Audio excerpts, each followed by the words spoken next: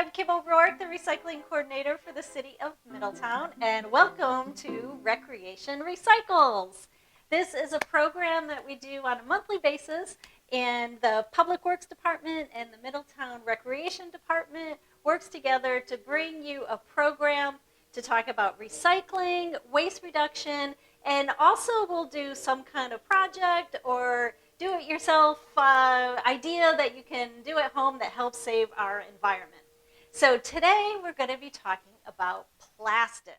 And plastic pollution is one of the biggest environmental threats today. Some plastics are certainly helpful, and we can't live without them. But other plastics are not so helpful, and many of them we may use for minutes or maybe hours, but then they go directly into the trash, like plastic straws, plastic silverware. A lot of times you get this from takeout and you don't even use it.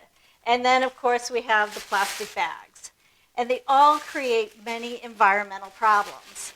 So today, we're going to be making something that can help reduce our plastic use and have a handy wrap that we can use in the kitchen. So let's talk a little bit more about plastics. So plastic production has increased exponentially from 2.3 million tons in 1950 to 448 million tons in 2015. Production is expected to double by 2050. And today, single-use plastic, these items, the bags, the utensils, the straws, they account for 40% of the plastic waste that's produced. It's overwhelming.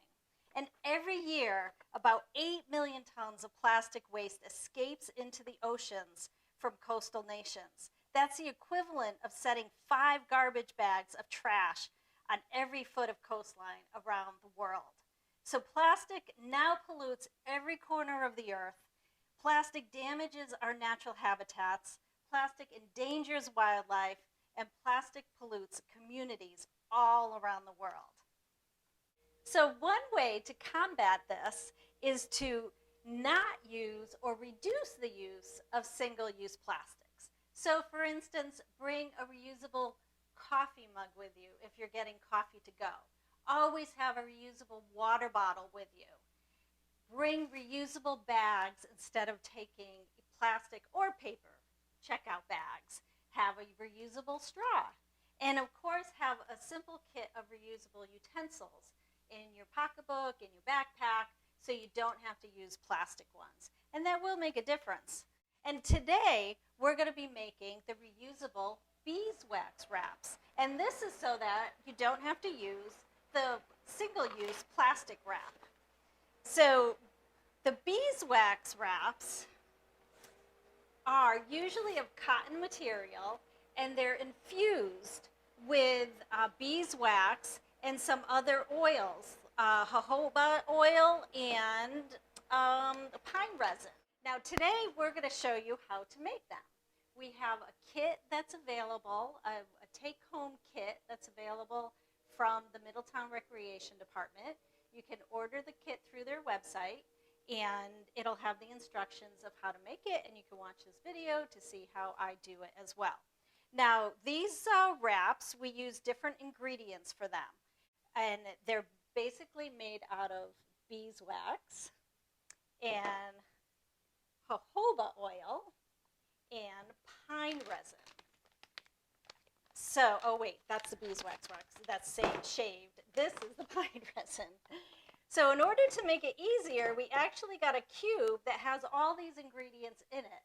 And we thought that would be a good way to start making your own to see what you think about it. So let me show you what is in our kit.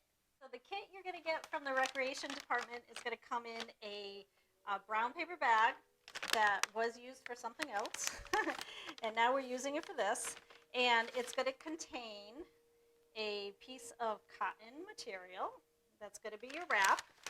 It's going to contain a paintbrush. So this is going to be a designated paintbrush for the wax.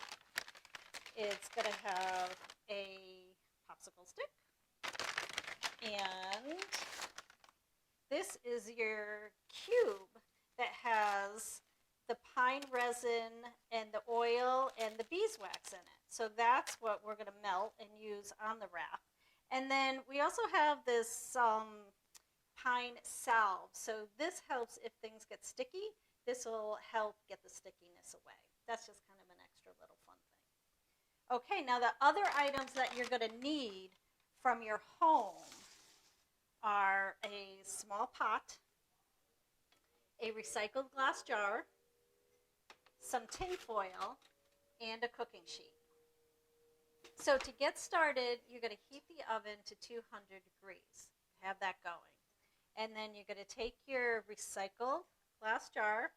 You're going to put your cube of wax and oils and resin in there. And then you're going to put that in your pot. So once you put it in there, you're going to want to have put water in there to about 1 inch deep. And that's how we're going to melt the wax. So now we're going to go over to the stove. So you want to heat the wax slowly on the lowest temperature in a well-ventilated area and stir frequently with a popsicle stick. So while the wax is melting, you're going to want to line your cookie sheet with the tin foil and make sure it goes up over the sides so that it's fully covered. And then you're going to take your piece of fabric and put it on your cookie sheet. And when the wax is melted, you're going to spread the wax onto the material.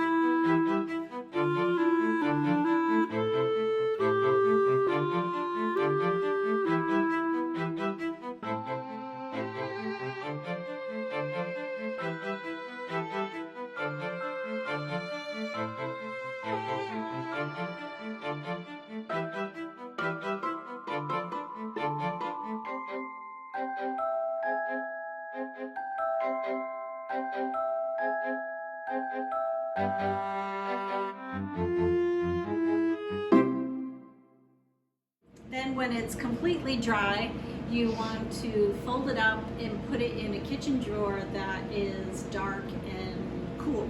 You don't want it in the sun. Now I do want to mention that there is a second way to make the wraps with these pre-made squares. You can actually put the squares right on your cookie sheet and put it right in the oven. So you can take your square, put it right on the cookie sheet, stick it in the 200-degree oven, and let it melt. When it gets all liquid, take it out. You can put your fabric right in the liquid and brush it around so that it's fully covered, and then stick it back in the oven for 1 to 2 minutes. And then when it comes out, it'll be ready to dry. So I kind of like using the recycled glass jar myself and the paintbrush to put it on, but you can do it either way. So thanks for watching Recreation Recycles. I hope this helps you start or continue your journey in reducing plastic waste. Next month, we'll be back in December and we'll be talking about zero waste holiday gift wrapping. It's gonna be fun. So if you have any questions in the meantime, you can email me at recycling@middletownct.gov or call me at the phone number on the screen. And we'll see you next month in December.